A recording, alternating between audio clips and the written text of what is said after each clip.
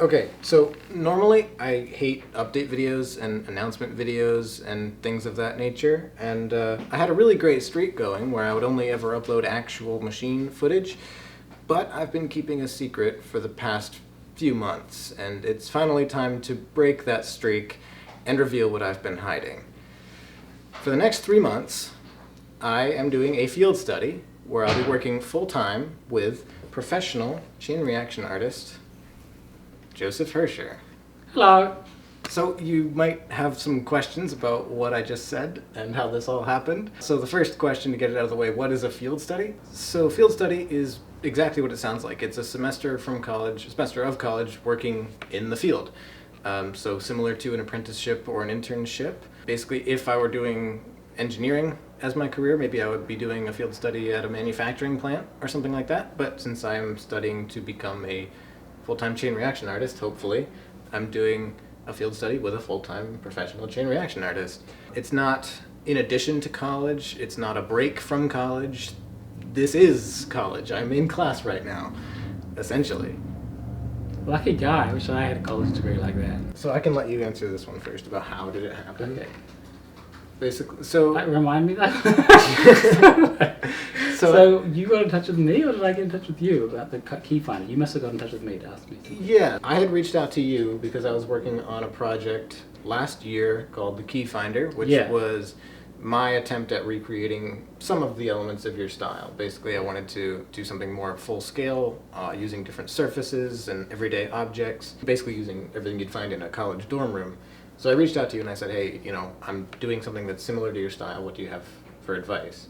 Yeah. And that was the first time I'd actually talked to you. Yeah, we did like a Skype session and just talked about machines. It was cool. When that finished, like the semester was over, the machine was posted, then you asked me if I wanted to do an internship. Yeah, because it was my idea, I guess, because it just seems so amazing that you were doing a degree in this topic. I'm always trying to find ways to get more work done, basically, and get more... and find other people that can do what I do, and there's not many of us. I had this light bulb moment, and I was like, Lyle would be great. I was looking for people to do a field study with, because as much as I love Hampshire, I don't necessarily want to just take semester after semester of, full schedules of classes all the time. And this is a great opportunity. I mean, the fact that you came to me was great. Because, you're not known for doing collaborations, really. No. So you were one of the first videos of chain reactions that I saw on YouTube. Page Turner was one of the ones, like the first ones I remember. I may have seen others, but it was like the one that stood out. Mm-hmm. So I'd known about you for years. You've only known who I was as of kind of recently. I mean, before Key Finder, but relatively recently. Yeah. And that's all he has to say about that. Sorry. Yeah, it's funny to me that you saw how old were you when you saw the Page Turner? Well, it was kind of 2012, so at least... let's see, 8 years ago, I would have been like... You're young. Yeah. You would have been what's a kid. 21 minus 8? 13? Yeah. But I probably saw it 2013 or 14. Yeah, right. So, teenager, but barely. So for you, that must feel like a long time ago. Like compared to for me, that doesn't feel that long ago, because relative to my lifespan, it's not that long. I want to also address kind of why we're doing this. For me, it's mostly just because I want to make chain reaction art a full-time job. And the best way that I can see that's possible for me to do right now is just to establish connections with as many people in the field who are doing that. Pretty much everyone in the world of chain reactions I've at least talked to, if not met. And that's a great position to be in. It doesn't take long in this community. Of course, yeah. And from a more technical standpoint also, like, your style's so different, you use a lot of different materials, you make a lot of custom parts. I like the idea of using everyday objects for everything, but sometimes they're not good enough. Yeah. So you have to make your own clock if you're really committed to that clock idea, you know what I mean? Yeah, so there's that aspect of it too, of kind of deciding when to use custom parts versus just using things you already have. Yeah. Which is very interesting and something I'm not that experienced with, but also just the technical aspect of how do I cut wood, using those things that I don't usually use. And if you want to mention kind of another thing that I had never even considered or thought about, honestly, which is that you put a lot of effort into the viewer experience. Yeah, so when I make a machine, all I really care about is the viewer's experience. I could have the coolest mechanism in the world, but if the viewer doesn't get it, then I feel like it's lost and there's no point for me.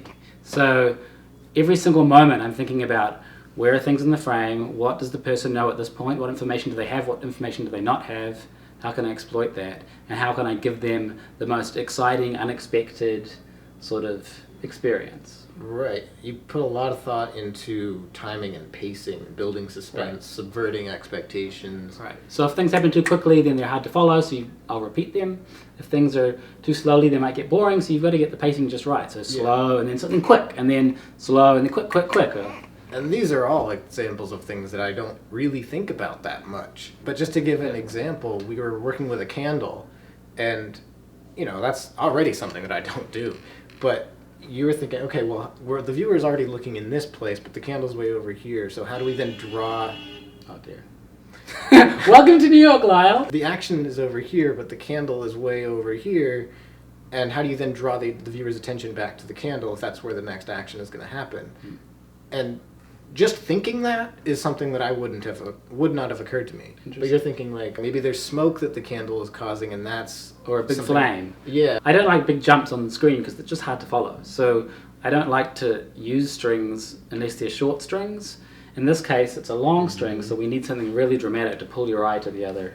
Right. I think it's particularly useful if you're trying to make a video that's maybe going to appeal to a less chain reaction adept community. Mm-hmm. So a broader audience, essentially. Yeah. Because we're used to thinking about these machines, and we're used to seeing these strings and knowing these connections, but the average person, not as much. So I feel like I want to help them.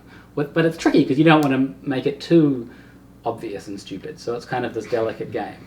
I guess you guys are probably just waiting for us to talk about what we're actually going to be making, and I don't know how much you actually want to give away, but we do have some ideas for videos we're going to be making.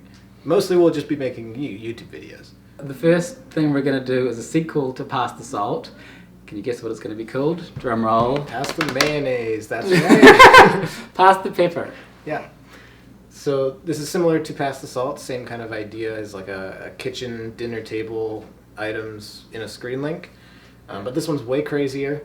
We've got a lot weirder ideas. We're going to have, fingers crossed, a live mouse in it. Yes. Maybe also a live cat in it, chasing the live mouse. Mm-hmm. And this isn't a joke, actually. I should clarify. I was joking about the mayonnaise, but that is all real. Yeah, we've got flames, we've got fire, we've got, what else? A lot of accidents. And we've also got other ideas for other machines as well, so that's not the only thing. So, I'm very excited to start building with Joseph. We've already started. We're already working on one that's going to take forever to finish. Yes. But which is a good sign. It means we're doing something cool. It does mean we're doing something cool. This one's super dope. That's going to be a fun 3 months. I'm really looking forward to it. Yeah. It gets kind of lonely working on your own all the time, so this is exciting. Stay tuned for Pass the Pepper.